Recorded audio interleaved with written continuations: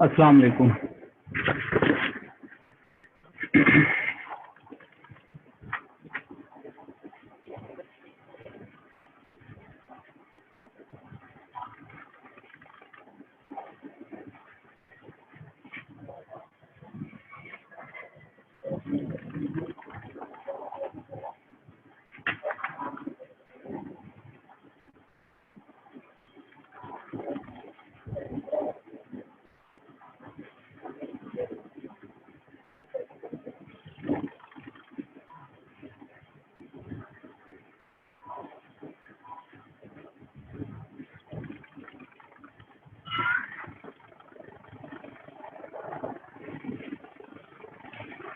जी जनाब, शुरू करते हैं। बिस्मिल्लाहिर्रहमानिर्रहीम। कल का थोड़ा से चीज़ें जो हैं वो रिवाइज कर लेते हैं। कल मैंने आप लोगों के साथ डिस्कस किया इस रेफरेंस से कि जनाब एसेट्स क्या होते हैं। हमने एसेट्स के ऊपर फिर उसकी डिफरेंट टाइप्स पे बात की हमने कि हमारे पास एसेट्स दो तरह के होते हैं, नॉन करंट एसेट्स हैं एंड करंट एसेट्स हैं। और उसकी फिर नॉन करंट एसेट के आगे फर्दर एग्जाम हमने डिस्कस की, टेंजिबल नॉन करंट एसेट हैं और इंटेंजिबल नॉन करंट एसेट्स हैं। ठीक है, इसी तरह से फिर हमारे पास जो है वो करंट एसेट्स हैं। और इसी तरह से फिर लायबिलिटीज को डिस्कस किया हमने, नॉन करंट लायबिलिटीज हैं और करंट लायबिलिटीज हैं। ये कल हम लोगों ने दो चीजें जो हैं वो डिस्कस की हैं। आज इंशाल्लाह हम इससे आगे बात करते हैं। आज हम लोगों ने बात करनी है इनकम पे। इनकम, हमारी जो इनकम है, इनकम को भी हम दो तरह से कैटेगराइज कर सकते हैं। ठीक है, हम कह सकते हैं जी कि इनकम को हम दो तरह से कैटेगराइज कर सकते हैं। एक हमारी डायरेक्ट इनकम है और दूसरी हमारी इनडायरेक्ट इनकम है। देखें, ट्रेडिंग बिजनेस के अंदर डायरेक्ट इनकम से मुराद हमारी वो इनकम होती है जो हम अपने बिजनेस की मेन एक्टिविटीज से अर्न कर रहे होते हैं। ठीक है, इसलिए जब मैं ट्रेडिंग बिजनेस की बात करता हूं तो ट्रेडिंग बिजनेस में क्या होता है कि हम डायरेक्ट इनकम को आमतौर पे रेवेन्यू का नाम भी देते हैं। ठीक है, ये रेवेन्यू है हमारा, डायरेक्ट इनकम है या ये रेवेन्यू है हमारे लिए, या इसको ट्रेडिंग बिजनेस के अंदर सेल्स का नाम भी दिया जाता है।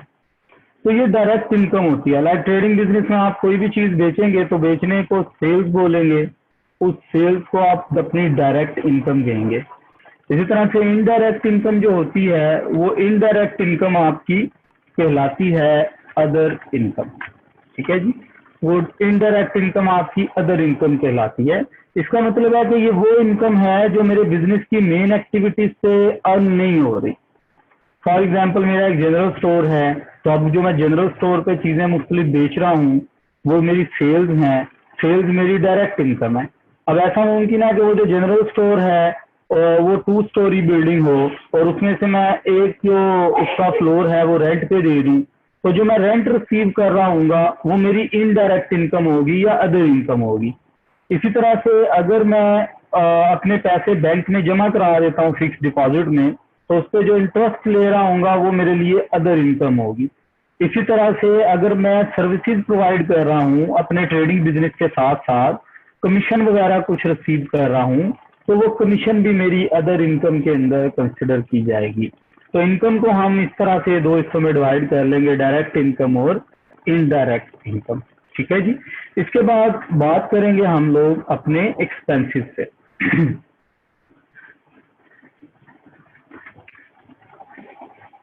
बात करेंगे हम अपने एक्सपेंसेस पे। एक्सपेंस, देखें, आप जो भी कॉस्ट इनकर्ड करते हैं, जो भी एक्सपेंस इनकर करते हैं for making profit, for earning profit, इस तरह कह लेते हैं कि हमारे एक्सपेंसेस के अंदर हमारे वो सारे एक्सपेंस शामिल होंगे जो हम प्रॉफिट अर्निंग प्रोसेस में पेड करते हैं। लाइक सैलरीज हैं, एम्प्लॉयज आपने रखे हुए हैं तो एम्प्लॉयज को आप लोग सैलरीज पे करते हैं, तो ये जो आप उन्हें सैलरीज पे कर रहे हैं ये आपका एक्सपेंस है। इसी तरह आपके प्रिंसेस में इलेक्ट्रिसिटी कनेक्शन है, तो जाहिर बात है आप इलेक्ट्रिसिटी बिल पे कर रहे होगे, वो इलेक्ट्रिसिटी बिल क्या है, आपके लिए एक्सपेंस है। इसी तरीके से इलेक्ट्रिसिटी बिल के बाद हम कह सकते हैं कि जनाब हमारे पास इसके अलावा कोई यूटिलिटीज एक्सपेंस हो सकता है, कोई गैस है या वाटर एक्सपेंस है, इस तरह के एक्सपेंस ये हमारे यूटिलिटीज एक्सपेंस में आ जाते हैं। इसी तरह से हो सकता है कि मैंने बैंक से लोन लिया हुआ हो, उस लोन पे मुझे इंटरेस्ट पे करना पड़ रहा हो, तो वो इंटरेस्ट मेरे लिए क्या बन जाएगा, वो मेरे लिए एक्सपेंस बन जाएगा। इसी तरह से हो सकता है कि जहाँ पे मैं बिजनेस कर रहा हूँ वो जगह मैंने रेंट पे ली हो, तो अब मुझे उसके अगेंस्ट रेंट भी पे करना पड़ रहा हो, तो वो रेंट मेरे लिए क्या बन जाएगा, एक्सपेंस बन जाएगा। इसी तरह से सो ऑन, जितनी भी चीजें हैं जो मेरे बिजनेस से रिलेटेड हैं और मैं पे कर रहा हूँ, वो मेरे लिए सारी की सारी एक्सपेंस कहलाएंगी। उसके बाद हमारा जो आखिरी कंसेप्ट है that is related to capital. ठीक है, इसे लोग इक्विटी भी बोलते हैं, लेकिन अभी फिलहाल हम इन्हें डिफरेंशिएट नहीं करेंगे, इनमें हम इक्विटी या कैपिटल के तौर पे इसे यूज कर रहे होंगे। ठीक है जी, इसको सिंपली अल्फाज में हम डिस्क्राइब इस तरह कर लेंगे कि जी कैपिटल क्या होता है, investment of owner into his own business. Owner की अपने ही बिजनेस में जो इन्वेस्टमेंट है वो उसका कैपिटल कहलाती है। देखें, ओनर की इन्वेस्टमेंट सिर्फ कैश फॉर्म में नहीं होती, ये इन्वेस्टमेंट जो है वो दो फॉर्म्स में हो सकती है। ये जो इन्वेस्टमेंट है ये इन काइंड भी हो, इन कैश भी हो सकती है और ये इन काइंड भी हो सकती है। ठीक है, इन कैश का मतलब है लाइक मेरे पास 200,000 रुपीज थे, मैंने 200,000 अपने बिजनेस में इन्वेस्ट किए, तो वो मेरा कैपिटल है। इसी तरह से इन काइंड क्या है, इन काइंड का मतलब ये है कि फॉर एग्जांपल मेरे घर 2 कंप्यूटर सिस्टम पड़े हुए थे, मैंने कहा यार एक कंप्यूटर सिस्टम जो है वो ऐसा करता हूँ कि मैं उसे अपने बिजनेस में यूज कर लेता हूँ, तो ये मेरी इन्वेस्टमेंट, ये भी मेरा कैपिटल कहलाएगा। भले ये इन काइंड है तो हम इसे कैपिटल ही बोलेंगे। तो ओनर अपने बिजनेस में जो भी इन्वेस्टमेंट करता है वो बिजनेस पॉइंट ऑफ व्यू से कैपिटल कहलाती है। ठीक है जी, अब इन 5 एलिमेंट्स के साथ साथ हमें अकाउंटिंग का एक बड़ा बेसिक कंसेप्ट जो है उसे डिस्कस करना है, that is separate entity concept. एक बड़ा इंपॉर्टेंट कंसेप्ट है जिसे हम लोगों ने डिस्कस करना होता है, that is separate entity concept. Separate entity concept है क्या? सेपरेट एंटिटी कंसेप्ट कहता है कि जनाब बिजनेस और ओनर ऑफ बिजनेस, ठीक है जी, वो कहता है कि बिजनेस और ओनर ऑफ बिजनेस ये दोनों दो सेपरेट पर्सन हैं।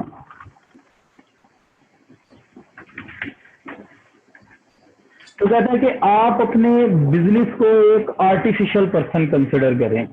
ठीक है, तो ये बिजनेस एक सेपरेट आर्टिफिशियल पर्सन है, जबकि ओनर ऑफ बिजनेस जो है वो डिफरेंट है। अब बाय लॉ तो ये होता है कि भाई जिसका बिजनेस है वही ओनर है, वही मालिक है, लेकिन यहाँ पे जब हम अकाउंटिंग की बात करते हैं तो वहां पे हमने जितनी भी चीजें रिकॉर्ड करनी होती हैं वो बिजनेस के पॉइंट ऑफ व्यू से रिकॉर्ड करनी होती है। ठीक है, we shall record all business activities with reference to, with subject to business। हमने बिजनेस के पॉइंट ऑफ व्यू से सारी की सारी चीजें रिकॉर्ड करनी है, हमने ओनर के पॉइंट ऑफ व्यू से चीजों को रिकॉर्ड नहीं करना।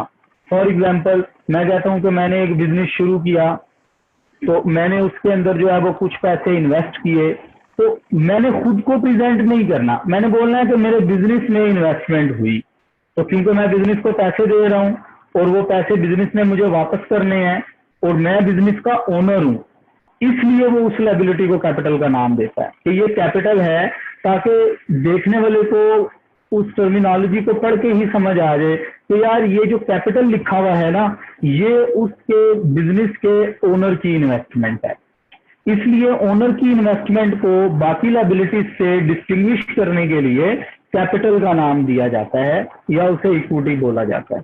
ठीक है जी, तो सेपरेट एंटिटी कंसेप्ट, इसका मतलब है कि हमने जितनी भी ट्रांजैक्शंस पढ़नी है वो सारे की सारी हमने बिजनेस के पॉइंट ऑफ व्यू से पढ़नी है, हमने ओनर के पॉइंट ऑफ व्यू से नहीं पढ़नी। मतलब हमने ये नहीं कहना कि मैंने ये किया, मैंने कोई चीज खरीदी, मैंने कोई इन्वेस्टमेंट की, बल्कि मैं इसको इस तरह से बोलूंगा कि मेरे बिजनेस में इन्वेस्टमेंट हुई, मेरे बिजनेस में कोई चीज परचेज की, इस तरह से। ठीक है जी। अच्छा जनाब, फिर से ये जनाब सेपरेट कंसेप्ट मैंने आपके साथ शेयर किया है कि आपका बिजनेस और ओनर ऑफ बिजनेस, हम इन दोनों को सेपरेट पर्सन कंसिडर करेंगे। मतलब हमारे पॉइंट ऑफ व्यू से बिजनेस एक सेपरेट आर्टिफिशियल पर्सन है और ओनर ऑफ बिजनेस जो है वो एक सेपरेट पर्सन है।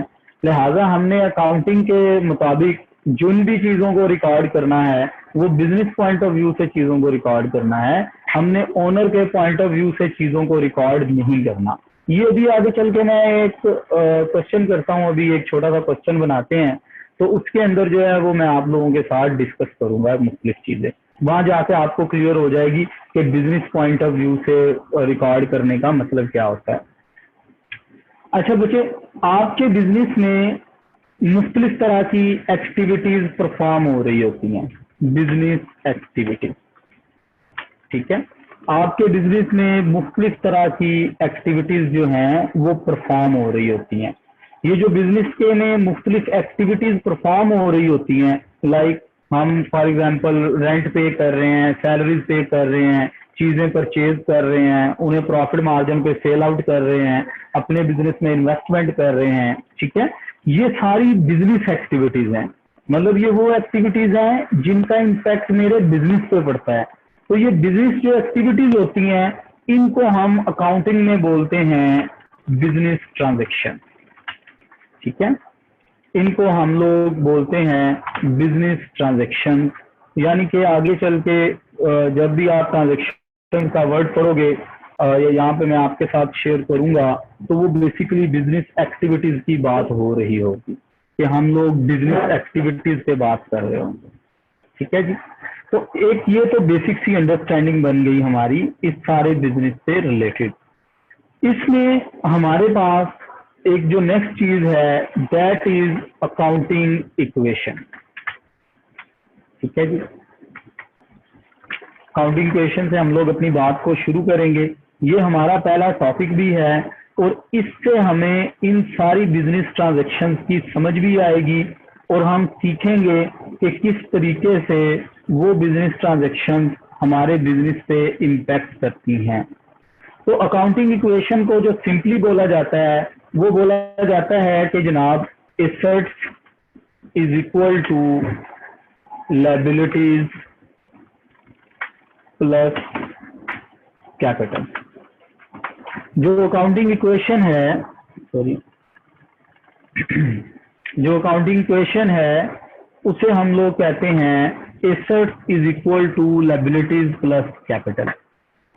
तो यहाँ पे एक क्वेश्चन ये रेज होता है कि हमने तो टोटल 5 चीजें पढ़ी हैं, हमने तो टोटल 5 एलिमेंट पढ़े हैं।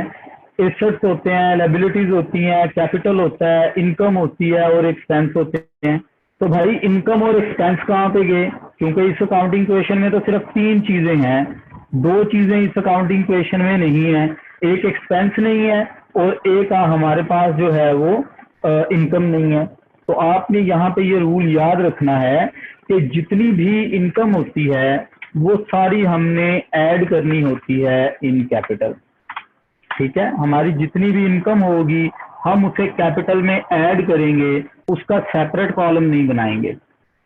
इसी तरह से हमारे जितने भी एक्सपेंसेस होते हैं उन्हें हमने लेस करना होता है फ्रॉम कैपिटल, उनके लिए हम सेपरेट अकाउंट्स या सेपरेट जो है कॉलम्स जो है अकाउंटिंग क्वेश्चन में वो सेपरेट कॉलम हम लोग उनके लिए नहीं बनाते। तो ये इनकम और एक्सपेंस जो है वो इनके साथ ट्रीट करवाए जाएंगे कैपिटल के कॉलम में। ऐसे करते हैं कि एक क्वेश्चन लिखता हूं मैं और फिर उससे अकाउंटिंग क्वेश्चन बनानी सीखते हैं कि अकाउंटिंग क्वेश्चन उस क्वेश्चन से कैसे बनेंगे। तो जनाब मैं कहता हूं कि started business with cash for ₹500,000, 5 lakh रुपए से मैंने बिजनेस स्टार्ट किया। कोई भी बिजनेस है, कैश डिपॉजिटेड इनटू बैंक, मैंने बैंक में कैश डिपॉजिट करा दिया 2 लाख रुपए, ठीक है जी। ओके, फिर अब जाहिर बात है बिजनेस शुरू कर दिया है, 5 लाख मेरे पास थे, 5 में से मैंने 2 लाख रुपए बैंक में जमा करा दिए हैं, इसका मतलब है 3 लाख मेरे पास हैं। अब मैं ट्रेडिंग बिजनेस करने जा रहा हूं तो डेफिनेटली मैं पहले कुछ चीजें परचेज करूंगा और फिर प्रॉफिट मार्जिन पे उन्हें सेल आउट करूंगा और प्रॉफिट अर्न करूंगा। लिहाजा goods purchase for cash for rupees 50,000, 50,000 रुपए की चीजें मैंने कैश पे खरीद ली। ये भी मैं आहिस्ता आहिस्ता एक्सप्लेन करूंगा, ये 1 बाय 1 सारी चीजें, ठीक है। फिर जनाब goods purchase on credit for rupees 35,000 from Abid. Okay, फिर मुझे महसूस हुआ कि यार एक कंप्यूटर भी होना चाहिए मेरे पास, लिहाजा computer purchase by cheque for rupees 20,000, 20,000 रुपए का मैंने कंप्यूटर खरीद लिया। फिर मुझे लगा कि यार फर्नीचर भी होना चाहिए मेरे पास, furniture purchase for cash for rupees 15,000, 15,000 का मैंने फर्नीचर खरीद लिया। अच्छा, इसके बाद क्या हुआ, इसके बाद जनाब मैंने चीजें बेची, good sold for cash for rupees 70,000 और कॉस्ट थी उनकी 30,000। मैंने 30,000 वाली चीजें 70,000 में बेच दी कैश पे। Goods sold on credit for rupees 20,000 और कॉस्ट थी उनकी 5,000। 5,000 की चीजें मैंने 20,000 में उधार पे बेच दी। फिर मैंने कहा rent paid in cash rupees 10,000, 10,000 रुपये मैंने रेंट पे कर दिया। Salaries paid by cheque for rupees, salary मैंने चेक के जरिए पे की है जनाब, कितने की पे की हैं, फॉर एग्जांपल 25,000, 25,000 रुपये मैंने सैलरीज पे कर दी हैं। रिक्वायर्ड ये है कि prepare accounting show the effect of above transaction on accounting equation। मैं आपसे कहता हूं कि मुझे इन ट्रांजेक्शन का इफेक्ट जो है वो अकाउंटिंग इक्वेशन पे शो करके दिखाएं। तो अकाउंटिंग इक्वेशन आप कैसे बनाएंगे, इसका तरीकाकार ये होगा कि हम एक पहला कॉलम बना लेंगे डेट के लिए, एक कॉलम डेट के लिए, उसके बाद नेक्स्ट कॉलम बनाएंगे हम डिस्क्रिप्शन के लिए, ठीक है जी, डेट का कॉलम और डिस्क्रिप्शन का कॉलम, ठीक है। इस डिस्क्रिप्शन के कॉलम को हम थोड़ा सा वाइड कर लेते हैं इस तरह से। फिर ये देखिए ये अकाउंटिंग इक्वेशन है, assets is equal to liabilities plus capital, ठीक है। तो हम यहाँ पे क्या करेंगे, हम यहाँ पे एक मतलब 4-5, अब यहाँ पे देख लेंगे कितने के एसेट आएंगे हमारे पास, 4-5 होंगे। तो ये 4-5 कॉलम खाली छोड़ के इन सारों को मैं यहाँ पे मर्ज कर दूंगा। मतलब आप एक बड़ा कॉलम बनाएंगे अपने पास, उस पे नाम लिखेंगे एसेट्स, ठीक है, एसेट्स का नाम लिखेंगे। फिर आप उससे इक्वल टू का डालेंगे साइन, ठीक है जी। Assets is equal to, assets is equal to है लायबिलिटीज प्लस कैपिटल। तो आपने ये काम करना है कि यहाँ पे तकरीबन 2 कॉलम मैंने छोड़ दिए हैं, सॉरी यहाँ पे इसे छोड़ेंगे, 2 कॉलम मैंने छोड़ दिए हैं फॉर लायबिलिटीज, ठीक है, 2 कॉलम छोड़ दिए हैं। फिर यहाँ पे मेरे पास प्लस का साइन आएगा, प्लस और मेरे पास यहाँ पे एक कॉलम मर्ज होके कैपिटल का आ जाएगा कैपिटल। ठीक है, ये इस तरह से मेरी इक्वेशन जो है वो बन जाएगी। इसको मैं अभी लाइन लगाऊंगा तो आपको आइडिया हो जाएगा इसका। ठीक है, date description assets is equal to liability plus capital. देखिए मैंने एसेट्स के नीचे एक एक कॉलम खाली छोड़ा है, क्योंकि जब नए नए एसेट्स आएंगे तो मैं यहाँ पे लिखता चला जाऊंगा। इस तरह लायबिलिटीज और इसी तरह से कैपिटल। अच्छा जनाब, तो यहाँ पे हम लोग जो है इसे स्टार्ट करते हैं। इस क्वेश्चन को मैं थोड़ा सा ड्रैग कर लेता हूँ नीचे।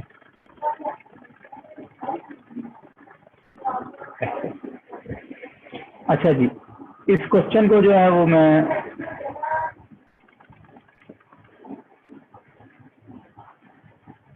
अब यहाँ पे मैं इसे स्टार्ट लेता हूँ। पहली ट्रांजेक्शन है स्टार्टेड बिजनेस विद कैश 500,000। अब देखें, हम सारों ने मिलकर सोचना है लाइक ये हमारा अपना बिजनेस है और हम अपने बिजनेस में इन चीजों को रिकॉर्ड करने जा रहे हैं, क्योंकि जब हम ये अंडरस्टैंडिंग बनाएंगे तो फिर हमारे लिए जो है वो आसानी हो जाएगी। तो यहाँ पे फॉर एग्जांपल मेरा अपना बिजनेस है, मैंने 5 लाख रुपए अपने बिजनेस में इन्वेस्ट किए। तो हमने सोचना कैसे है, हमने कहना है कि जनाब मेरे बिजनेस में कैश इंक्रीज हुआ है। ठीक है, इसको इस तरीके से देखना है। तो मेरे बिजनेस में कैश जो है वो इंक्रीज हो गया जी, मेरे बिजनेस में कैश इंक्रीज हो गया।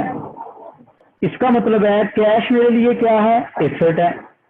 तो यहाँ पे हम लिखेंगे कि ये बिजनेस स्टार्ट हुआ है, बिजनेस स्टार्टेड। ठीक है, कैश मेरे लिए एसेट होता है। तो मैं यहाँ एसेट्स में एक कॉलम बना लूंगा with the name of cash. Cash के नाम से मैं एक कॉलम बना लूंगा और उसमें 5 लाख रुपए ऐड कर दूंगा कि मेरे बिजनेस में कैश में 5 लाख रुपए का इजाफा हुआ है। ठीक है, और इस 5 लाख के इजाफे के साथ साथ क्या हुआ है कि मेरी अकाउंटिंग क्वेश्चन पे इम्पैक्ट ये आया है जी, मेरी अकाउंटिंग क्वेश्चन पे इम्पैक्ट ये आया है कि जनाब मेरे कैपिटल में भी 5 लाख रुपए का इजाफा हो गया। तो मेरे कैश में भी 5 लाख का इजाफा हो गया और मेरे कैपिटल में भी इजाफा हो गया। बच्चे देखें, अकाउंटिंग इक्वेशन का रूल ये है कि जब हम किसी ट्रांजैक्शन को अकाउंटिंग इक्वेशन में लिखते हैं तो वो बैलेंस रहती है। बैलेंस रहने का मतलब है कि इक्वल साइन से राइट हैंड साइड पे भी 5 लाख का इम्पैक्ट है इधर, और इक्वल साइन से लेफ्ट हैंड साइड पे भी 5 लाख रुपए का इम्पैक्ट है। इसका मतलब है इक्वल साइन की दोनों साइड इक्वल हैं। तो हम कहेंगे कि ये ट्रांजैक्शन ठीक से रिकॉर्ड हो गई है हमारी। ठीक है, इसको हम नाम दे देते हैं, हेडिंग दे देंगे इसकी अकाउंटिंग इक्वेशन। ठीक है जी, इस तरह से ये पहली इक्वेशन, पहली ट्रांजैक्शन हो गई। दूसरी ट्रांजैक्शन पे कैसे चलते हैं, cash deposited into bank. Cash deposited into bank, इसका मतलब है कि इस ट्रांजैक्शन में 2 एसेट्स इन्वॉल्व हैं। एक एसेट कैश है और दूसरा एसेट बैंक है। कैश में हमारे पास कमी हो रही है, मतलब मेरे बिजनेस के कैश में कमी हो रही है और मेरे बिजनेस के बैंक अकाउंट में इजाफा हो रहा है। तो कैश भी एसेट होता है, बैंक भी एसेट है, लिहाजा एसेट्स में एक नया कॉलम बना लेंगे with the name of bank. ठीक है जी, यहाँ पे हम इसकी रीजन लिखेंगे डिस्क्रिप्शन में, कैश डिपॉजिटेड। जब कैश हम डिपॉजिट करेंगे तो यहाँ से हम 2 लाख रुपए माइनस कर देंगे, मतलब कैश में से 2 लाख रुपए डिक्रीज हो जाएंगे और बैंक में 2 लाख रुपए इंक्रीज हो जाएंगे। ठीक है, कैश में कमी हो जाएगी और बैंक में इजाफा हो जाएगा। अभी डेबिट क्रेडिट नहीं बता रहा जी मैं, अभी सिर्फ अकाउंटिंग इक्वेशन समझा रहा हूँ। ठीक है जी, 2 लाख रुपए कैश में कम हो जाएंगे और बैंक में जो है वो 2 लाख का इजाफा हो जाएगा। इक्वल साइन से दूसरी तरफ जो है वो 0 इम्पैक्ट। तो बच्चे इधर भी तो 0 है ना, 2 lakh minus 2 lakh plus plus minus 0 हो गया, तो इक्वल साइन से राइट हैंड साइड पे भी 0 और लेफ्ट हैंड साइड पे भी 0। इसका मतलब है ये भी रिकॉर्ड कर लिया हमने। इससे नेक्स्ट में चलते हैं, goods purchased for cash for ₹50,000। आपने गुड्स परचेज की हैं, गुड्स परचेज की हैं, इसका मतलब है एक तो इस ट्रांजेक्शन में गुड्स इन्वॉल्व हैं और दूसरी इस ट्रांजेक्शन में कैश इन्वॉल्व है। अब तरीकाकार क्या है? तरीकाकार ये है कि मेरे बिजनेस ने 50,000 रुपए की गुड्स परचेज की हैं। कल मैंने आपको सिखाया था कि गुड्स क्या होती हैं, गुड्स इन्वेंट्री या स्टॉक। तो मैंने कहा था ये वो चीजें होती हैं जिन्हें हम लोग परचेज करते हैं और प्रॉफिट मार्जिन पे सेल आउट करते हैं। तो ये गुड्स आपने परचेज की हैं कैश पे, इसका मतलब है कि यहाँ पे हम रीजन में लिख देते हैं कैश परचेजेस, मतलब मैंने कैश पे परचेज की है। कैश पे परचेज करने का इम्पैक्ट क्या हुआ है?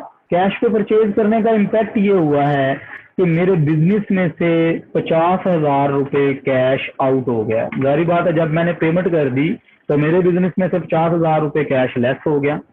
लेकिन दूसरी तरफ स्टॉक भी मेरा एसेट होता है, तो यहाँ पे मैं एक कॉलम बना लूंगा with the name of stock. मैं बोलूंगा कि मेरे कैश में कमी हो गई और मेरे स्टॉक में इजाफा हो गया, तो 50,000 कैश में से मैं माइनस कर दूंगा और स्टॉक में मैं ऐड कर दूंगा। इक्वल साइन से उस तरफ इसका कोई इम्पैक्ट नहीं जाएगा।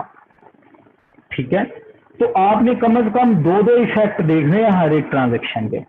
मतलब आप जो भी ट्रांजेक्शन पढ़ेंगे आपने कोशिश करनी है कि उसके तो मिनिमम आपको 2 इफेक्ट पता चलें, मैक्सिमम 2 से ज्यादा भी हो सकते हैं, लेकिन कम से कम 2 इफेक्ट मालूम होने जरूरी हैं हमारे लिए।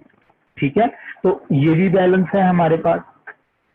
फिर मैंने आपसे कहा कि goods purchased on credit for ₹35,000 from Abid. Abid से मैंने 35,000 रुपए की उधार पे चीजें परचेज की हैं। इसका मतलब ये हुआ कि इस ट्रांजेक्शन में ये 2 चीजें इन्वॉल्व हैं, एक तो गुड्स इन्वॉल्व हैं और दूसरी मेरे पास, क्योंकि ये क्रेडिट पे परचेज की थी, क्रेडिट का मतलब होता है उधार। उधार पे किससे खरीदी थी? उधार पे हमने आबिद से खरीदी थी। ठीक है, तो इसका मतलब है कि यहाँ पे इस ट्रांजेक्शन को हम लिखेंगे कि ये कैश परचेजेस नहीं है बल्कि ये क्रेडिट परचेजेस हैं। ठीक है जी, ये क्रेडिट परचेजेस हैं। क्रेडिट परचेजेस का इफेक्ट क्या पड़ा? इफेक्ट ये पड़ा कि 35,000 का स्टॉक मेरे बिजनेस में इंक्रीज कर गया। मेरे बिजनेस में 35,000 रुपए का स्टॉक बढ़ गया है। ठीक है, ये जो 35,000 का स्टॉक बढ़ा है उसके बदले में मैंने पैसे तो नहीं दिए, क्योंकि मैंने लिखा है यहाँ पे कि ये ऑन क्रेडिट परचेज किया है। इसका मतलब है पेमेंट अभी तक मैंने नहीं की, वो पेमेंट मैं फ्यूचर में करूंगा। ठीक है, तो जिस पार्टी को फ्यूचर में पेमेंट करनी होती है, कल हमने पढ़ा था कि उसे अकाउंट पेएबल बोलते हैं। तो मैं बोलूंगा कि मेरे स्टॉक में भी इजाफा हो गया और मेरे अकाउंट पेएबल में भी इजाफा हो गया। अकाउंट पेएबल आबिद, इसका नाम लिख दूंगा मैं। ठीक है, मेरे स्टॉक में भी इजाफा और मेरे अकाउंट पेएबल में भी इजाफा, मेरी लायबिलिटी में 35,000 रुपए का इजाफा हो गया। अच्छा जनाब, नेक्स्ट में चलते हैं कि computer purchased by cheque for ₹20,000। Computer आपने चेक के जरिए 20,000 रुपए का खरीदा, 20,000। तो इसका मतलब है कि इस ट्रांजेक्शन में 2 मिनिमम चीजें हैं, एक तो कंप्यूटर है, कंप्यूटर मेरे बिजनेस में इन हो रहा है, और ये पेमेंट मैं बाय चेक कर रहा हूँ। जाहिर बात है, जब मैं बाय चेक पेमेंट करूंगा तो पैसे मेरे बैंक से जाएंगे, कैश से नहीं जाएंगे। तो यहाँ पे मैं बोलूंगा कि जनाब कंप्यूटर भी मेरा एसेट है और बैंक भी मेरा एसेट है, लिहाजा यहाँ पे मैं लिख लूंगा कि जनाब ये मैंने कंप्यूटर परचेज किया है।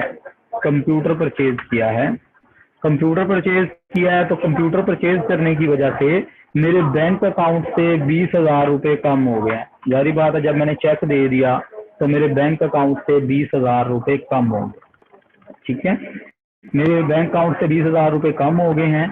और दूसरा इफेक्ट क्या हुआ है कि कंप्यूटर मेरे बिजनेस में इजाफा हो गया कंप्यूटर का। तो कंप्यूटर भी मेरा एसेट होता है, यहाँ पे मैं नाम लिखूंगा कंप्यूटर और कंप्यूटर में 20,000 रुपए का इजाफा कर दूंगा।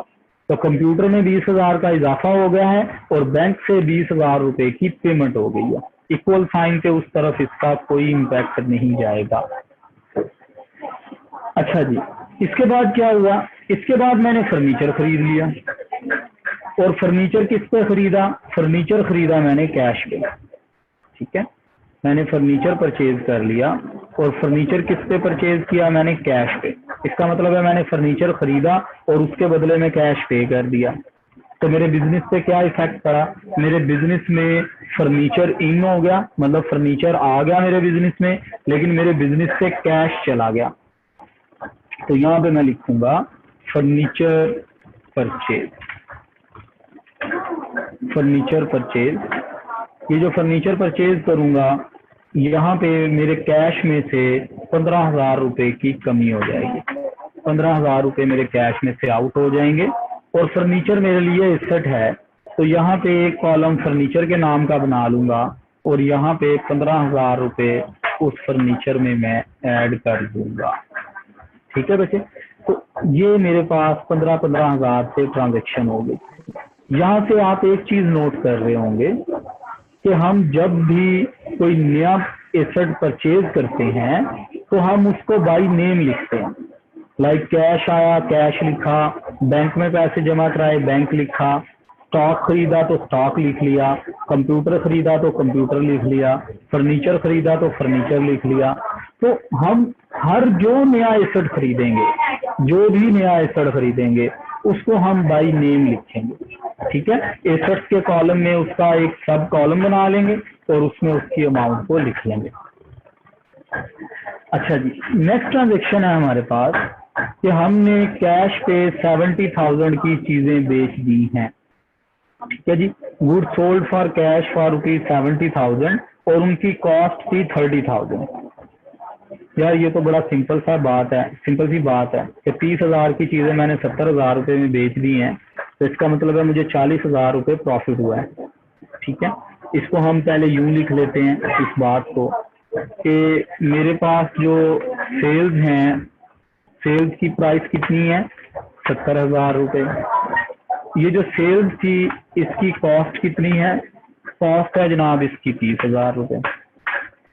इसका मतलब है कि जब मैंने 30,000 वाली चीजें 70,000 में बेच दी तो मुझे उस पर कितना प्रॉफिट हुआ, मुझे उस पर प्रॉफिट हुआ 40,000। ठीक है, सेल 70,000 रुपए में, कॉस्ट 30,000 रुपए में, प्रॉफिट 40,000। लिहाजा ये जो सेल्स हैं, जो मैंने चीजें बेची हैं, उन चीजों को मैंने फॉर कैश बेचा है। ठीक है, उन चीजों को मैंने फॉर कैश बेचा है। फॉर कैश का मतलब ये है कि मैंने चीजें बेची और कैश रिसीव कर लिया। लिहाजा ये जो 70,000 रुपए हैं इसको हम ऐड करेंगे इन कैश। ठीक है, 70,000 कैश में जाएंगे। और ये जो कॉस्ट है ना 30,000 रुपए, ये 30,000 का स्टॉक मेरा आउट हो गया। सारी बात है, जब चीजें बिक गई तो मेरे स्टॉक से आउट हो गई ना, तो ये लेस फ्रॉम स्टॉक है। 30,000 रुपए की चीजें लेस फ्रॉम स्टॉक है। और 40,000 रुपए जो आपको प्रॉफिट हुआ है ये इनकम है आपकी, ये आपने कैपिटल में ऐड करवा देना है। ठीक है, 70,000 कैश में ऐड, 30,000 स्टॉक से माइनस, और प्रॉफिट आपने कैपिटल में ऐड कर देना है क्योंकि ये इनकम है। तो यहाँ पे बच्चे आप इसकी रीजन लिखोगे कैश से। अच्छा, अब कैश सेल्स में क्या होगा कि कैश सेल्स के अंदर मेरे कैश में 70,000 का इजाफा हो जाएगा, स्टॉक में से 30,000 रुपए की कमी हो जाएगी और मेरे कैपिटल में 40,000 रुपए का इजाफा हो जाएगा। ठीक है, तो ओवरऑल इफेक्ट देखो ना, 70 में से 30 माइनस करो तो लेफ्ट हैंड साइड में 40,000, इसी तरह से राइट हैंड साइड में भी 40,000। ठीक है, ये कैश सेल्स रिकॉर्ड हो गई है। इसके बाद मैंने आपको लिखा कि good sold on credit for ₹20,000, cost ₹5,000। ठीक है, अब यहाँ पे मैं चीजें बेच रहा हूँ। ठीक है जी, कितने में बेच रहा हूँ, क्रेडिट पे एक तो बेच रहा हूँ, मतलब उधार पे पैसे अभी मुझे रिसीव नहीं हुए, पैसे मुझे फ्यूचर में रिसीव होंगे। ठीक है, 20,000 उनकी सेल प्राइस है, 5,000 उसकी कॉस्ट है। तो लिहाजा अब जब मैं इसको रिकॉर्ड करूंगा तो कैसे करूंगा, इसे मैं रिकॉर्ड इस तरीके से करवाऊंगा कि यार मेरी जो सेल्स हैं वो सेल्स हैं मेरी 20,000 रुपए की, जबकि उन चीजों की कॉस्ट है 5,000 रुपए, लिहाजा मुझे 15,000 रुपए का प्रॉफिट हुआ है। ठीक है, मुझे 15,000 रुपए का प्रॉफिट हुआ है। तो अब ये जो सेल हुई थी 20,000 की, उसके बदले में मुझे पैसे कोई नहीं मिले, कैश कोई नहीं मिला, लिहाजा ये 20,000 रुपए आपने ऐड कर देने हैं इन अकाउंट रिसीवेबल, जिससे फ्यूचर में पैसे लेने होते हैं उसे हम अकाउंट रिसीवेबल कहते हैं। जी अली हसन, मैं नमाज की ब्रेक करता हूँ, बस ये 2 ट्रांजेक्शन जरा मैं रिकॉर्ड कर दूं, फिर इंशाल्लाह नमाज पढ़ते हैं हम लोग। ऐड करेंगे सेल्स को इन अकाउंट रिसीवेबल, इसी तरह से जो कॉस्ट है इसे हम लेस करेंगे फ्रॉम स्टॉक, और जो 15,000 रुपए का प्रॉफिट है ये आपका ऐड हो जाएगा इन कैपिटल। ठीक है जी बच्चे, ये अकाउंट रिसीवेबल आपका एसेट होता है। अब मेरे पास यहाँ कॉलम खत्म हो गया तो मैं यहाँ पे एक कॉलम और बढ़ा लेता हूँ। ठीक है, एक कॉलम मैंने बढ़ा लिया, उसका नाम रख लिया मैंने अकाउंट रिसीवेबल, क्योंकि उसका मैंने नाम आपको नहीं बताया तो आपने सिर्फ अकाउंट रिसीवेबल लिख लेना, अकाउंट रिसीवेबल। यहाँ पे आप लोग लिखेंगे कि ये आपकी क्रेडिट सेल्स हैं। क्रेडिट सेल्स की वजह से आपके स्टॉक में 5,000 रुपए की कमी हो गई है, आपके अकाउंट रिसीवेबल में 20,000 रुपए का इजाफा हो गया, जबकि आपके कैपिटल में यहाँ पे 15,000 रुपए का इजाफा हो गया, क्योंकि प्रॉफिट अर्न किया ना आपने इस तरह से। और ये जो आखिरी ट्रांजेक्शन हैं इनमें रेंट पे हुआ है बाय कैश, रेंट हमारा एक्सपेंस है, इस एक्सपेंस को हम लोग इन कैश पे कर रहे हैं। ठीक है, रेंट हमारा एक्सपेंस है। मैंने यहाँ पे शुरू में आपको बताया था कि रेंट जो है जितने भी हमारे एक्सपेंस होंगे वो लेस फ्रॉम कैपिटल करने हैं, उनका सेपरेट कॉलम नहीं बनाना। तो यहाँ पे आप लोगों ने लिखना है रेंट एक्सपेंस, ये 10,000 रुपए कैश में से माइनस करवा देने हैं क्योंकि कैश आउट हो रहा है, और 10,000 क्योंकि एक्सपेंस है तो 10,000 रुपए कैपिटल से भी माइनस करवा देने हैं। और आखिरी जो ट्रांजेक्शन है उसमें आप लोग सैलरीज पे कर रहे हैं, लेकिन सैलरीज कैश में पे नहीं हो रही, बल्कि सैलरीज को आप बाय चेक पे कर रहे हैं। इसका मतलब है कि पैसे कैश में से नहीं जा रहे, पैसे बैंक में से जा रहे हैं। लिहाजा यहाँ पे लिखेंगे हम सैलरीज एक्सपेंस, बैंक में से 25,000 रुपए माइनस करेंगे और उधर से कैपिटल में से 25,000 रुपए हम माइनस कर देंगे। ठीक है जी, ये हमारी काउंटिंग इक्वेशन थी। काउंटिंग इक्वेशन में हमने इन ट्रांजेक्शन्स को जो है वो रिकॉर्ड किया है। ठीक है, अभी नमाज की ब्रेक करते हैं, तो 10 मिनट हैं मेरे पास इस टाइम पे, 6:42 हो रहे हैं, तो 6:55 पे क्लास दोबारा शुरू कर लेते हैं इंशाल्लाह।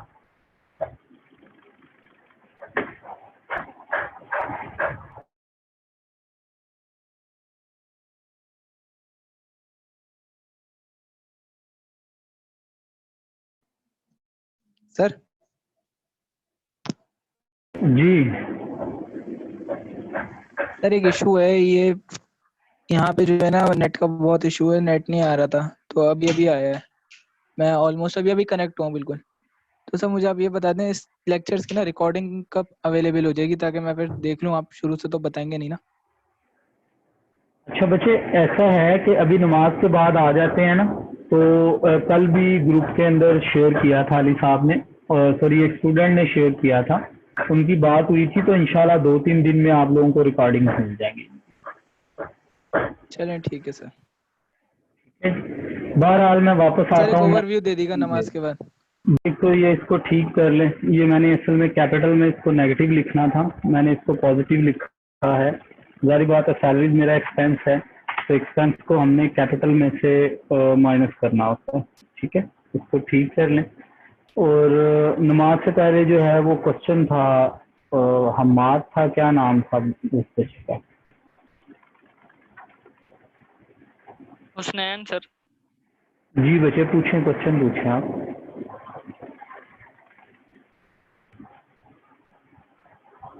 सर क्वेश्चन तो पूछ लिया था, मुझे लगा शायद आप मेरा नाम ले रहे हैं।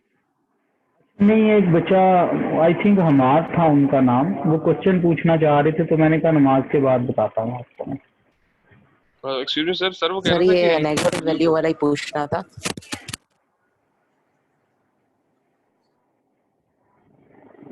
ठीक है हेलो अस्सलाम वालेकुम। जी, वालेकुम सलाम। सर ये वालेकुम। जो लिखा हुआ है कैश सेल्स 70,000 और स्टॉक में -30, ये दो जगह पे आ जाए कि ये एक चीज है? वैसे आप समझाने के लिए लिख रहे हैं। जी बच्चे, ये दो जगहों में आएगा। ये देखिए ना, एक चीज मैंने फॉर एग्जांपल कुछ स्टॉक मैंने 30,000 का खरीदा हुआ था, वो मैंने सेल आउट कर दिया 70,000 में।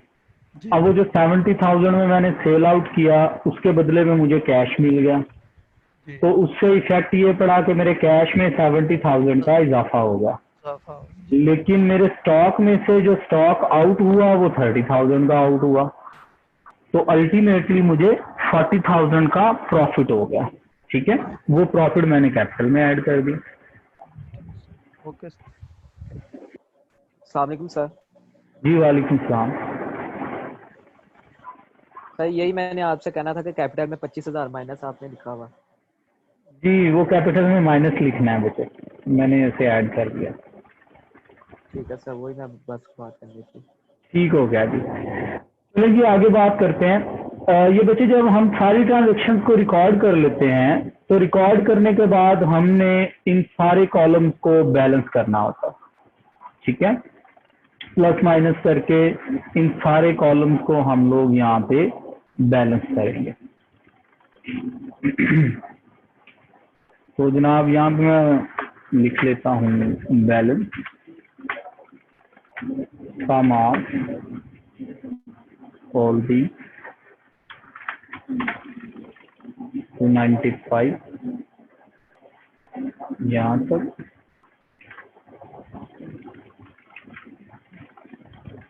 जी, तो ये मैंने इन सारों का सम कर लिया, टोटल कर लिया, जो भी प्लस माइनस था वो मैंने यहाँ तक इसे कंप्लीट कर लिया।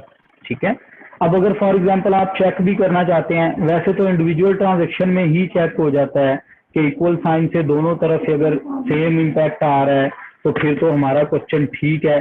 फिर भी लेटर ऑन अगर आप चेक करना चाहते हैं कि आया हमारा क्वेश्चन ठीक है या नहीं ठीक, तो इक्वल साइन की दोनों तरफ वाली साइडों का सम कर लें आप।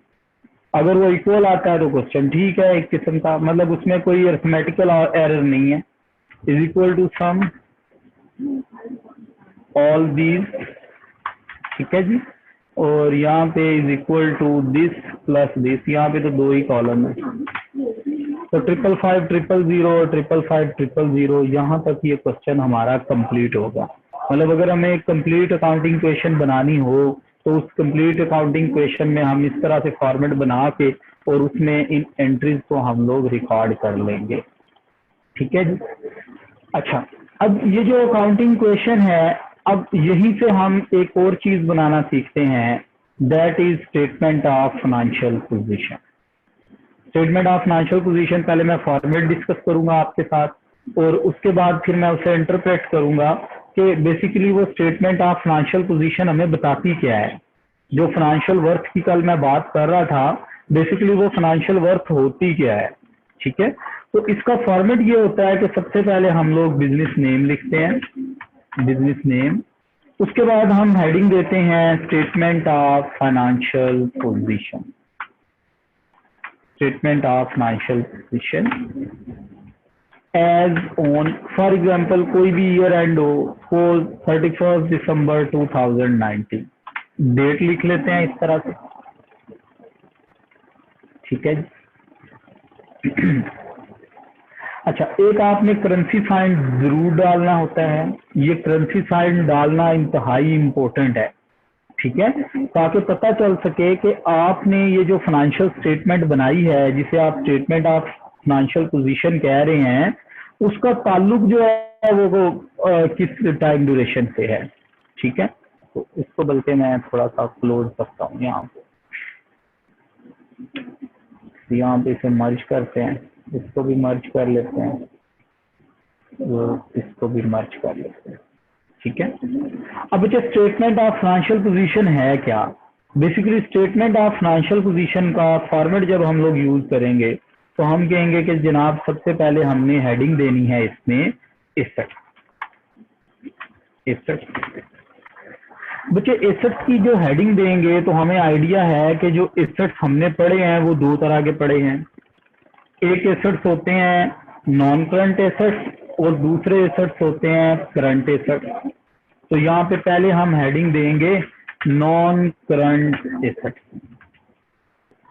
ठीक है, नॉन करंट एसेट्स। अब यहाँ पे क्या करेंगे, ये जो यहाँ पे एसेट लिखे हुए हैं ना, ये देखो ये वाले, इनमें से ढूंढेंगे कि नॉन करंट कौन कौन से वाले एसेट हैं। तो मुझे बताएगा इनमें से नॉन करंट कौन कौन से एसेट हैं।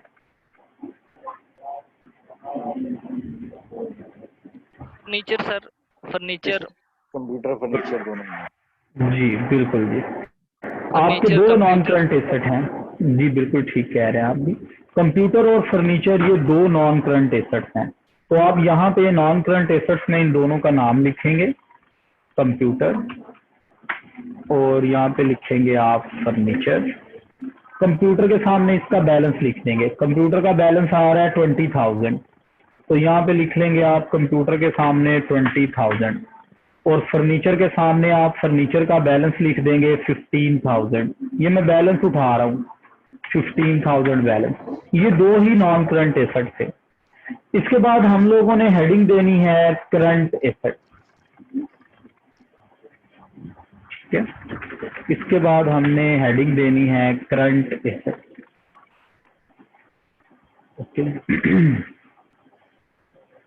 तो करंट एसेट, जारी बात है ये दो नॉन करंट एसेट थे, मतलब फर्नीचर और कंप्यूटर नॉन करंट इसलिए थे क्योंकि इन्हें हमने मोर देन 12 मंथ्स यूज करना है, ठीक है। अब ये बाकी जितने चार बचे हैं, कैश है, बैंक है, स्टॉक है और अकाउंट रिसीवेबल है, तो ये चार के चार हमारे करंट एसेट्स हैं। इन्हें यूज करना है विद इन 12 मंथ्स, लिहाजा करंट एसेट्स में इनको हम लोग सब हेड बना लेंगे। यहाँ पे लिखेंगे जनाब स्टॉक, अकाउंट रिसीवेबल, बैंक और कैश, ठीक है जी। स्टॉक, अकाउंट रिसीवेबल, बैंक और कैश। स्टॉक का बैलेंस कितना है हमारे पास? स्टॉक का बैलेंस है हमारे पास 50,000, तो यहाँ पे हम लिख लेंगे 50,000, ठीक है। स्टॉक के बाद अकाउंट रिसीवेबल है, इसका कितना बैलेंस है? 20,000, तो यहाँ पे हम लोग लिख लेंगे 20,000। फिर बैंक का कितना बैलेंस है हमारे पास? बैंक का बैलेंस है 155,000, यहाँ पे लिख लेंगे हम 155,000। और आखिर में है कैश, कैश का बैलेंस है 295,000, तो यहाँ पे लिख लेंगे हम 295,000, ठीक है जी। अब यहाँ पे हम इन सारों का करेंगे सम, ठीक है। यहाँ पे हम इन सारों का करेंगे सम, नॉन करंट और करंट सारों का, ऐसे। तो ये हमारे पास आंसर आ जाएगा टोटल एसेट, ठीक है जी। ये आंसर आ जाएगा हमारे पास टोटल एसेट 555,000, ठीक हो गया जी। ये एक पार्ट कंप्लीट हो गया, मतलब हमने एसेट्स की हेडिंग दी, रुपीज की कॉलम बनाया, और यहाँ पे पहले नॉन करंट एसेट्स की डिटेल लिख ली अकाउंटिंग इक्वेशन से, फिर हमने करंट एसेट्स की डिटेल लिख ली, इन दोनों को ऐड कर दिया, ये हमारे पास बन गए टोटल एसेट, ठीक है बच्चे। ये एक पार्ट कंप्लीट हुआ है अभी। अब हम इसका बनाएंगे दूसरा पार्ट, सेकंड पार्ट, ठीक है। सेकंड पार्ट कहाँ से शुरू करेंगे जनाब? हम बोलेंगे कि सेकंड पार्ट शुरू होगा, सबसे पहले लिखा जाएगा कैपिटल, ठीक है। सबसे पहले लिखा जाएगा कैपिटल। तो कैपिटल है आपके पास 520,000, यहाँ पे लिखेंगे 520,000 कैपिटल लिखेंगे। कैपिटल के बाद हमने हेडिंग देनी है नॉन करंट लायबिलिटी, ठीक है। कैपिटल के बाद हेडिंग देनी है नॉन करंट लायबिलिटी। कल हमने पढ़ा था नॉन करंट लायबिलिटीज क्या होती हैं, वो लायबिलिटीज जिन्हें हमने आफ्टर 12 मंथ्स पे करना होता है वो नॉन करंट लायबिलिटीज कहलाती हैं। तो बच्चे यहाँ पे कोई नॉन करंट लायबिलिटी है ही नहीं है, ठीक है, लिहाजा यहाँ पे नॉन करंट लायबिलिटीज है हमारी 0। उसके बाद हमने हेडिंग देनी है करंट लायबिलिटीज, हमारी हेडिंग आएगी करंट लायबिलिटी, ठीक है। तो करंट लायबिलिटी में एक ही लायबिलिटी है हमारे पास, that is account payable Abid. Account payable Abid जो है उसको हमने बैलेंस है 35,000, तो यहाँ पे लिखेंगे अकाउंट पेएबल आबिद, यहाँ पे लिख लेंगे 35,000। अब हमने ये काम करना है कि इसका भी सम कर देना है, is equal to sum all the, ठीक है। इसका जो आंसर आया है ना ये कहलाएगा कैपिटल एंड टोटल लायबिलिटीज, ठीक है, कैपिटल एंड टोटल लायबिलिटीज। ये आपके पास इस तरीके से देखें, टोटल एसेट्स का balance total capital and total liabilities के इक्वल होना चाहिए। तो ये स्टेटमेंट ऑफ फाइनेंशियल पोजीशन का सेकंड जो है वो पोर्शन बन गया।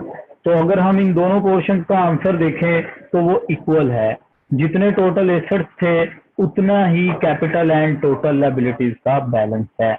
This is called statement of financial position. ये बिजनेस नेम अगर आपको क्वेश्चन के अंदर दिया होगा ना एग्जामिनर ने, तो लिख लीजिएगा उसका नाम, AB traders, AB brothers, XYZ limited, कुछ भी हो सकता है नाम उसका, ठीक है। और यहाँ पे ईयर एंड की डेट भी आपको बताई जाएगी, ठीक है बच्चे। अब ये स्टेटमेंट ऑफ फाइनेंशियल पोजीशन हमें किसी भी बिजनेस की फाइनेंशियल वर्थ बताती है। इसका मतलब क्या है भाई? इसका मतलब ये है कि इस स्टेटमेंट ऑफ फाइनेंशियल पोजीशन से हमें क्या इंफॉर्मेशन मिल रही है। ये स्टेटमेंट ऑफ फाइनेंशियल पोजीशन हमें ये बता रही है कि ये वाला जो बिजनेस है, इस बिजनेस के टोटल एसेट्स 5,55,000 रुपए के हैं। जाहिर बात है जब हम दूसरी किसी बड़ी कंपनीज की फाइनेंशियल स्टेटमेंट्स देखेंगे तो वो बिलियंस में होंगे ये एसेट्स। जितनी बड़ी कंपनी होगी उतने ज्यादा उसके एसेट्स होंगे, उतनी ज्यादा उसकी फाइनेंशियल वर्थ होगी, हुजम होगा उसका, ठीक है। तो ये टोटल एसेट्स इसके 5,55,000 रुपए के हैं। अब अगर हम ये देखना चाहते हैं कि 5,55,000 रुपए के एसेट्स में कौन कौन से एसेट्स शामिल हैं, तो उनकी डिटेल ये लिखी हुई है कि 20,000 रुपए का कंप्यूटर है, 15,000 रुपए का फर्नीचर है, 50,000 रुपए का स्टॉक पड़ा हुआ है, 20,000 रुपए हमने उधार वसूल करने हैं किसी अकाउंट रिसीवेबल से, 1,55,000 रुपए हमारे बैंक में पड़े हुए हैं और 295,000 हमारे पास कैश इन हैंड की शक्ल में है, ठीक है। तो ये हमें इंफॉर्मेशन बताती है किसी भी बिजनेस के टोटल एसेट्स के बारे में। और ये वाला जो पोर्शन है जिसमें कैपिटल है और करंट लायबिलिटीज हैं, ये बताती है कि बिजनेस के ऑब्लिगेशंस क्या हैं। मतलब इस बिजनेस में ये जो 5,55,000 रुपए के एसेट्स हैं, इसमें ओनर की इन्वेस्टमेंट 5,20,000 रुपए है। हमने पढ़ा था कैपिटल जो है वो ओनर की इन्वेस्टमेंट होती है, तो ओनर की इन्वेस्टमेंट जो है वो 5,20,000 रुपए है। और इसमें जो आपकी करंट लायबिलिटीज है वो अकाउंट पेएबल आबिद है, वो 35,000 की आपकी करंट लायबिलिटी है, इसको आपने 35,000 रुपए देने हैं। तो ये स्टेटमेंट ऑफ फाइनेंशियल पोजीशन जो है ये हमें ये इंफॉर्मेशन प्रोवाइड करती है कि किसी भी बिजनेस की फाइनेंशियल वर्थ कितनी है, मतलब उसका हुजम कितना है, उसके टोटल एसेट्स कितने हैं और उसके ऑब्लिगेशंस क्या है। मतलब कैपिटल का हिसाब, कैपिटल कितना इन्वेस्ट हुआ है और जो उसने कोई लायबिलिटी के पैसे पे करने हैं वो उसने कितने पैसे पे करने हैं, ठीक है जी। जी बच्चे। सर ये फाइनेंशियल स्टेटमेंट के लिए अकाउंट्स इक्वेशन का बनाना पहले लाजमी है? यार अभी हम क्योंकि अकाउंटिंग क्वेश्चन पढ़ रहे हैं तो हम उसके मुताबिक बनाना सीखते हैं। तो सर ये फिर जो अकाउंटिंग इक्वेशन है ये उसके एलिमेंट है? नहीं बच्चे, एलिमेंट नहीं है। अकाउंटिंग क्वेश्चन का जो टॉपिक है ना, वो यहाँ पे खत्म हो गया है इस जगह पे। जब हमने ट्रांजैक्शन को अकाउंटिंग क्वेश्चन में लिख के क्लोजिंग बैलेंस निकाल दिया, तो हमारे पास अकाउंटिंग क्वेश्चन का ट्रीटमेंट खत्म हो गया। अब अकाउंटिंग क्वेश्चन बनाने के बाद ये मैं आपको एक और चीज सिखा रहा हूँ, that is statement of financial position, कि हम ठीक सर, इन थैंक बैलेंसेस की मदद से, जी बच्चे, इन बैलेंसेस की मदद से हम स्टेटमेंट ऑफ फाइनेंशियल पोजीशन भी बना सकते हैं। ठीक हो गया? यू। जी सर, थैंक यू। जी thank you. Sir sir sir जी जी आपसे एक सवाल है। आपने ये जो स्टेटमेंट ऑफ फाइनेंशियल पोजीशन बनाई है, ये तो मतलब तब बनाई जाती है ना कि साल के एंड पे हमें कितना प्रॉफिट हुआ और कितना लॉस हुआ, और आपने ये जी लिखा। जी जी जी जी सर। जी बच्चे, पूरी करें आप अपनी बात। या ये आपने जो बनाई है, मतलब एंड पे तो मतलब फॉर द एंडेड ईयर लिखा जाता है ना, मतलब साल के एंड पे जो कुछ भी हो, और आपने यहाँ पे ये एज ऑन लिखा हुआ है। ये तो तब लिखते हैं ना जब स्टार्टिंग में लिखा जाए, मतलब बिजनेस जब स्टार्ट करते हैं। अच्छा, इसमें ये बात है कि अभी स्टेज पे ना मैं आपको इसका डिफरेंस नहीं बता सकता कि फॉर द ईयर एंडेड और एज ऑन में क्या फर्क होता है। इंशाल्लाह जब मैं आपको ट्रायल बैलेंस बनाना सिखाऊंगा ना आगे चल के, तो मैं आपकी बात का आंसर करूंगा कि फॉर द ईयर एंडेड क्यों लिखा जाता है और एज ऑन क्यों लिखा जाता है। ठीक है? ठीक है क्योंकि सर। अभी अभी ठीक हमने है। बिल्कुल स्टार्ट किया है ना, तो इस वजह से थोड़ी सी उसे समझना मुश्किल होगा हमारे लिए। तो इंशाल्लाह मैं ये सारी चीजें क्लियर करूंगा आपको कि ये क्यों लिखा जाता है। ठीक है सर, थैंक यू। ठीक होगा, थैंक यू। अच्छा जनाब, अब आप लोगों ने, ये आपके अकाउंटिंग क्वेश्चन का चैप्टर था जो मैंने आप लोगों के साथ शेयर किया है। मैं अभी आपके साथ जो है वो एक शेयर करता हूँ इसका स्टडी टैग।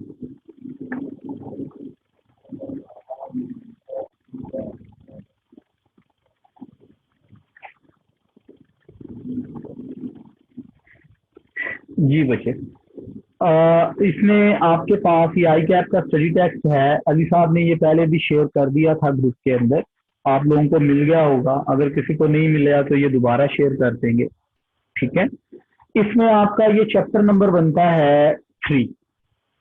चैप्टर नंबर 3 है अकाउंटिंग क्वेश्चन, पेज नंबर है 61। आपने अभी ये स्टार्ट वाले चैप्टर्स नहीं पढ़ने, अभी आप जस्ट वो चीजें पढ़ेंगे जो मैं आपको बता रहा हूँ। हम इन सारी चीजों को पढ़ेंगे, लेकिन आहिस्ता आहिस्ता जैसे जैसे ग्रेजुअली आगे बढ़ते जाएंगे तो पढ़ते चले जाएंगे। तो पेज नंबर 61 पे चलता हूं मैं। ये चैप्टर नंबर है आपका 3। ठीक है जी? चैप्टर नंबर है आपका 3, दी अकाउंटिंग इक्वेशन।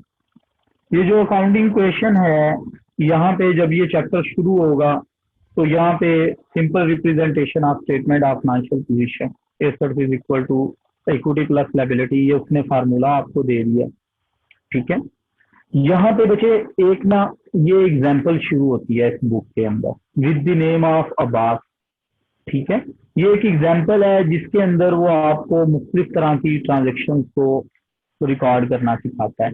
जैसे आज मैंने एक एग्जांपल बनाई और उस एग्जांपल में मैंने आपको चीजें रिकॉर्ड करनी सिखाई, इसी तरह से ये इस एग्जांपल के अंदर आपको चीजें रिकॉर्ड करना सिखाता है। ठीक है? ये ड्राइंग मैंने अभी डिस्कस नहीं की है आपके साथ, तो मैं अभी कर लेता हूँ ड्राइंग को डिस्कस, ये क्या होती है। ठीक है? ट्रांजेक्शन है यहाँ पे। अब आपने ये काम करना है कि आपने इसके ये क्वेश्चन अटेम्प्ट करने हैं। सिर्फ वो वाले अटेम्प्ट करने हैं जो मैं बोलूंगा, जो मैं नहीं बोलूंगा वो आपने अटेम्प्ट नहीं करने, क्योंकि बेसिकली इसके अंदर जो क्वेश्चन दिए गए हैं वो पूरे सिलेबस की बेस पे दिए गए हैं।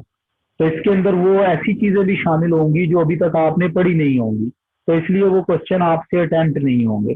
तो मैं जिन चीजों का आपको बोलूंगा सिर्फ आपने उन चीजों को प्रिपेयर करना है यहाँ से।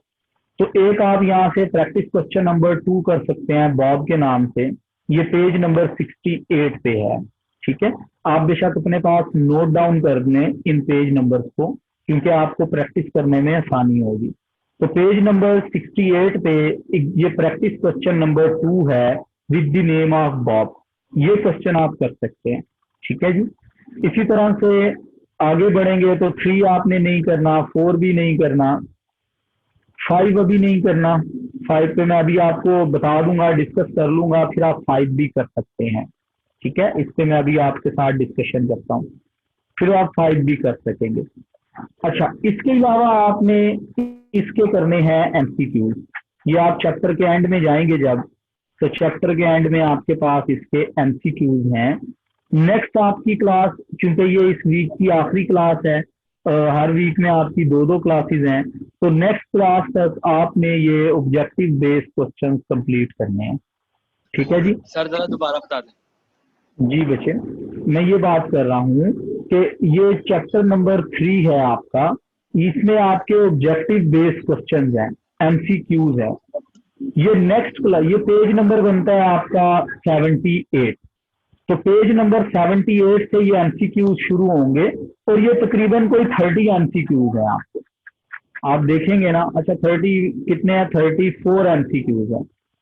ये 34 एमसीक्यूज आपने कमिंग क्लास तक कंप्लीट कर लेने हैं। उनमें जिन चीजों में आपको प्रॉब्लम आएगी वो चीजें आपने नोट डाउन कर लेनी है। तो जो आप लोगों की नेक्स्ट क्लास होगी उसमें मैं पहले 15-20 मिनट आपको इस टॉपिक पे दूंगा कि इन एमसीक्यूज में अगर आपका कोई प्रॉब्लम है, कोई चीज समझ में नहीं आई है, तो वो आप लोग मेरे साथ डिस्कस करेंगे, ठीक है जी। ये एमसीक्यू बेस्ड जो है वो ऑब्जेक्टिव बेस्ड क्वेश्चंस हैं, ठीक है।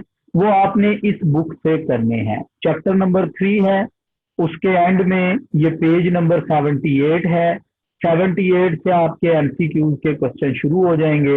ये 34 क्वेश्चंस हैं जो आपने कमिंग वीकेंड तक कंप्लीट कर लेने हैं जी। होमवर्क सारों को समझ आ गया जी, कोई इशू तो नहीं इसके अंदर? सर मेरा सर आपने कहा था कि आप भी जो शीट्स हैं ये ग्रुप में प्रोवाइड करेंगे, बट आपने की नहीं। जी बच्चे, मैं आज इंशाल्लाह इसके बाद असल में मेरी रिपोर्टिंग की क्लास है, मैं इंशाल्लाह 9 o'clock जो है वो ग्रुप में शेयर कर दूंगा इंशाल्लाह। आज शीट भी मिल जाएगी आपको और ये बुक भी दोबारा से शेयर हो जाएगी। तो वो बुक तो खरीद ली जाके अभी। हाँ जी,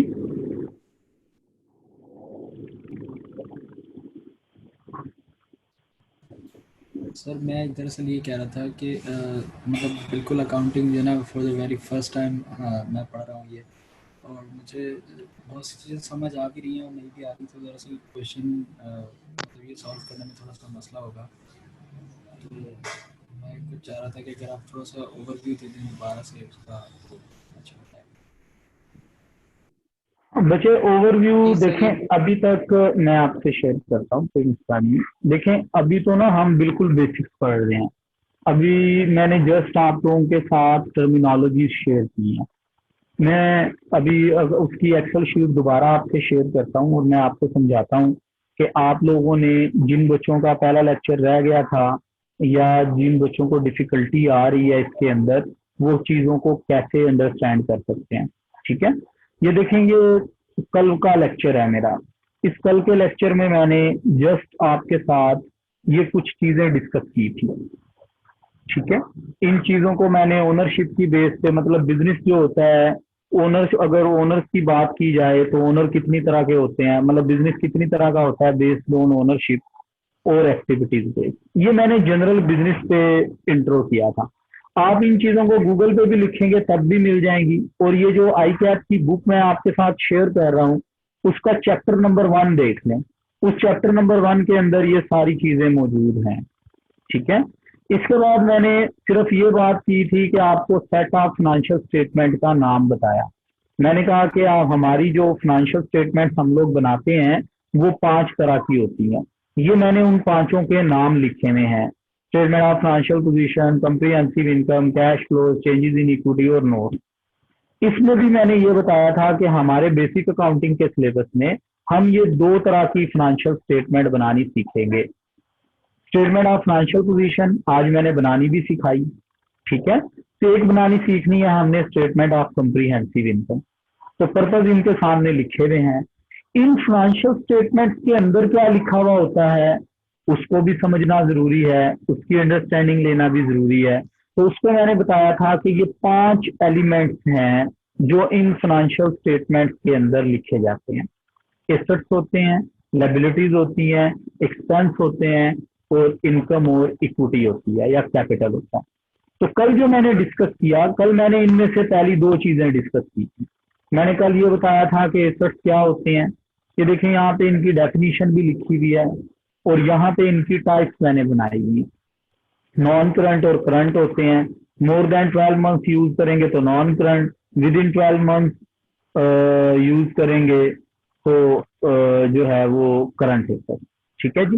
फिर इसमें नॉन करंट एसेट जो है वो फर्दर 2 तरह के होते हैं, टेंजिबल और इनटेंजिबल। ये नीचे इसकी मैंने एग्जांपल्स लिखी हुई हैं ताकि आप लोगों को समझने में आसानी हो जाए कि ये कैसे, क्यों इन्हें टेंजिबल कहते हैं, क्यों इन्हें इनटेंजिबल कहते हैं।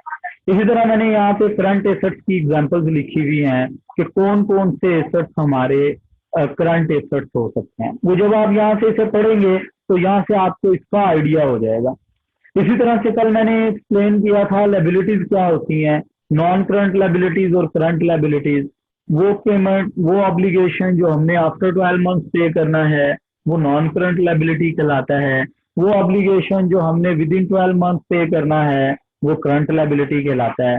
फिर मैंने इसकी मिसालें लिखी हुई हैं कि वो लोन जो हमने 5 साल के बाद पे करना है वो हमारे लिए नॉन करंट लायबिलिटी बन जाएगा और ये सारी चीजें हमारी करंट लायबिलिटी बन जाएंगी। क्रेडिटर जिनसे उधार पे हम चीजें परचेज करते हैं। इवन यहाँ पे अगर आपको कहीं पे कोई कंफ्यूजन होती है तो आप उसे गूगल पे लिखें क्रेडिटर्स क्या होते हैं, आपको वहां से फौरन उसकी इंफॉर्मेशन मिल जाएगी। ठीक है। और आज मैंने जो बात शुरू की थी शुरू में, कल मैंने 2 एलिमेंट डिस्कस किए थे, आज मैंने 3 एलिमेंट्स और डिस्कस किए हैं। इनकम क्या होती है, एक्सपेंस क्या होते हैं और कैपिटल क्या होता है। फिर मैंने आपको यहाँ पे अकाउंटिंग इक्वेशन बनानी सिखाई है। ये एंट्रीज थी, अकाउंटिंग इक्वेशन आपके सामने बनी हुई है। मैंने ये भी आपसे शेयर किया है कि आप चैप्टर नंबर जो 3 है आई कैप की बुक वाला, उस चैप्टर 3 में एक सॉल्व एग्जाम्पल दी हुई है उसमें। मतलब वो एक ट्रांजेक्शन बनाता है और फिर उसको सॉल्व करने का तरीका बताता है वो। तो आप अगर वो एग्जाम्पल भी कर लेते हैं तो उससे आपके बहुत सारे मसाइल हल हो जाएंगे। ठीक है। ये आप इस ट्रांजेक्शन को पढ़ते जाएं, जिन चीजों को मैंने हाईलाइट किया हुआ है उन चीजों पे इफेक्ट पड़ा है, उन चीजों के इफेक्ट को मैंने आपको रिकॉर्ड करना सिखाया। ठीक है। और एट दी एंड जाके ये स्टेटमेंट ऑफ फाइनेंशियल पोजीशन का फॉर्मेट है। एसेट्स में नॉन करंट और करंट, उधर से कैपिटल, नॉन करंट लायबिलिटीज और करंट लायबिलिटीज। तो बच्चे ये अभी तक हमने सिर्फ फॉर्मेट बनाने सीखे हैं। तो चैप्टर नंबर आप 3 करेंगे और इन टर्मिनोलॉजीज को चैप्टर 1 से देख लें, इंशाल्लाह आप लोगों को जो है वो समझ आ जाएगी।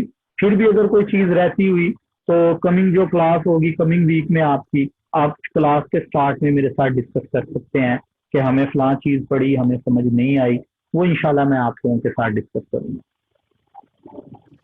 तो मेरा जो है ना थैंक आज यू, नेट थैंक का यू। इशू था तो मैंने आज 40 मिनट के बाद ज्वाइनिंग दी थी, तो उस वजह से मुझे ये आज का पूरा टॉपिक नहीं समझ आया। तो अब फिर मोहम्मद तैयब, उसमें होपफुली आपको ना 2-3 दिन के अंदर रिकॉर्डिंग प्रोवाइड कर दी जाएंगी। आप उस रिकॉर्डिंग को बच्चे देख लीजिएगा, रिकॉर्डिंग करके, रिकॉर्डिंग सुन के ये एग्जांपल्स कर लीजिएगा जो मैंने क्लास में बनाई हैं। फिर भी कोई इशू आएगा तो इंशाल्लाह कमिंग क्लास के स्टार्ट में मैं आपसे डिस्कस करूँगा। Okay sir. ठीक होगा। चलो जी, थैंक यू वेरी मच। आज के लिए ये क्लास यहीं पे एंड करते हैं। इंशाल्लाह नेक्स्ट वीक आप लोगों से मुलाकात होगी। ठीक है जी, अल्लाह हाफिज। अल्लाह हाफिज सर। जी अल्लाह हाफिज।